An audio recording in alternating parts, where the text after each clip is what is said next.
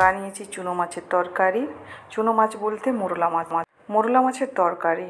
এই যে দেখুন বাটি তরকারি। চুনো মাছ দেখেছেন, চুনো মাছ এই যে নিয়েছি আমি, ছাড়িয়ে করে একটু হালকা নুন হলুদ মাখিয়ে রেখে দিয়েছিলাম কৌটোর ভিতরে। এই যে দেখুন, আর একবারে একই সাইজে মোরলা মাছগুলো, তার সঙ্গে পুকুর চিংড়ি যেটা সেটাও আছে, একটা দুটো পুঁটি মাছও আছে।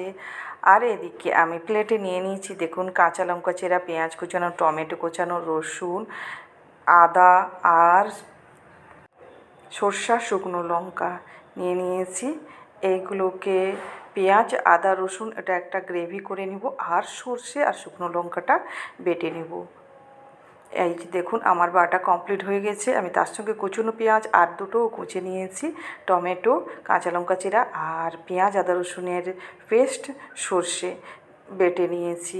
এই যে আমি রেডি করে নিয়েছি। আর চুনো মাছের বাটি তরকারি খেতে সত্যি খুব সুন্দর লাগে। আর এই যে দেখুন আমি চুনো মাছটা নিয়ে নিয়েছি, তাতে হালকা পরিমাণ নুন দেওয়া সত্ত্বেও হালকা পরিমাণ একটু নুন দিয়ে দিলাম। এবার দিয়ে দিচ্ছি হলুদ, লঙ্কার গুঁড়ো খুব হালকা দিচ্ছি, খুব বেশি দিব না, কারণ দুই মেয়ে খেতে খুব ভালোবাসে, বেশি লঙ্কা হয়ে গেলে তারা খেতে পারবে না, তাই আমি মেয়েদের কথা ভেবেই সব সময় করি।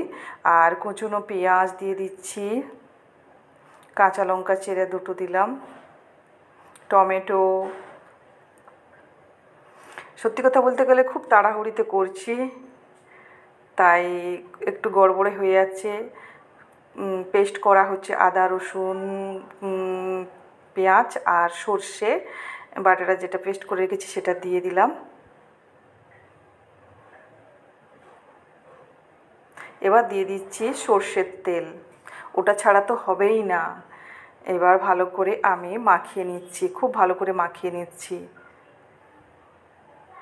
যাতে ভালো করে মশলাগুলো ঢুকে যায় মাছের ভেতরে, তার জন্য খুব ভালো করে মাখিয়ে নিচ্ছি। এই যে আমার মাখানো কমপ্লিট হয়ে গেছে।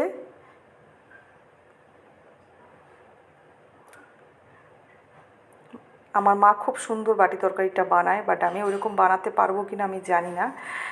আমার মাখিয়ে আমি রেখে দিয়েছিলাম, এখন রেডি হয়ে গেছে। এবার আমি ননস্টিকের কড়াটায় নিচ্ছি, গরম করে নিচ্ছি, তাতে তেল দিয়ে দিয়েছি, তারপরে মাখানো এটা তুলে দিচ্ছি। এটা নাড়ানাড়ি কিছুই করব না, জাস্ট ভাপে হবে। আর ওটা টিফিন কৌটোতে দিলে হয়, বাট আমি ওরকম দিইনি, তেল দিয়ে কড়াইতে, ননস্টিকের কড়াইতে দিয়ে দিয়েছি। একটু নেড়ে চেড়ে, হালকা পরিমাণ নেড়ে চেড়ে তারপরে আমি হালকা জল দিয়ে দিব, ওই ভাপেই হবে।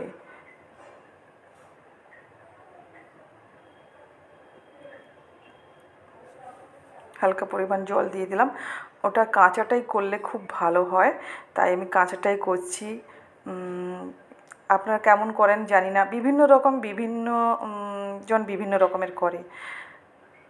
এই যে দেখুন আমার কমপ্লিট হয়ে গেছে। আমি একটু জুস রেখেছি, হালকা গ্রেভি রেখেছি, শুকনো করলে হতো, কিন্তু আমার দুই মেয়ে ওই গ্রেভি ওই মাছটা দিয়েই খাবে, কারণ ওরা খেতে খুব ভালোবাসে। এই যে দেখুন আমার হালকা পরিমাণ গ্রেভি আছে এবং হয়ে গেছে।